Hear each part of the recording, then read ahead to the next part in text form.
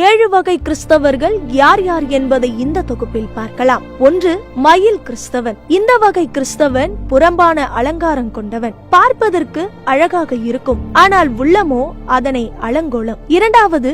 கழுகு கிறிஸ்தவன். எவ்வளவு உயரே பறந்தாலும் அசுத்தமான பிரேதங்கள் மேல் கண்கள் நோக்கமாக இருக்கும், அதாவது பிணம். இவ்வகை கிறிஸ்தவன் கீழான பார்வை கொண்டவர்கள். 3. கோழி கிறிஸ்தவன். கொஞ்சம் பறந்தாலும் முழுவதும் மாம்சத்துக்குரியவன், தன்னால் இவ்வளவுதான் முடியும் என்ற பலவீனமான எண்ணம் கொண்டவர்கள். 4. காகம் கிறிஸ்தவன். எவ்வளவுதான் சுறுசுறுப்பாக இருந்தாலும் இயற்கை சுபாவம் மாறாதவன், சபையிலோ ஊழியத்திலோ பங்கு கொண்டாலும் தன்னுடைய இயற்கை சுபாவம், அதாவது ஜென்ம சுபாவம் மாறாதவர்கள். 5. கொக்கு கிறிஸ்தவன். பரிசேயன் போல வெளியே பரிசுத்தம், உள்ளே அருவருப்பும் அசுத்தமும் கொண்டவன், வெள்ளையடிக்கப்பட்ட கல்லறை போல வெளியே ஒரு மாதிரியும் உள்ளே ஒரு மாதிரியும் கொண்டவர்கள். 6.